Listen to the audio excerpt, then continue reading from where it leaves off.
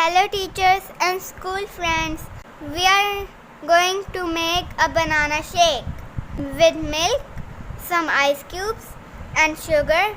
Last one is bananas. We are going to make 2 glasses of banana shake. So we need 4 bananas, 2 tablespoons of sugar, some ice cubes, 1 glass of milk. So let's start the recipe. Peel the bananas and roughly cut into pieces and put it in the blender.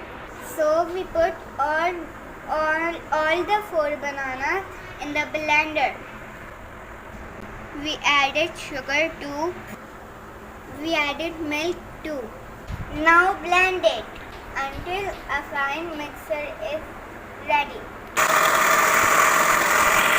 To garnish the glass, dip the inverted glass into water, then coat it in the sugar. Like this. It will look like this. Now pour the shake into it. We garnish the glass with banana peels. You can put ice if you want more.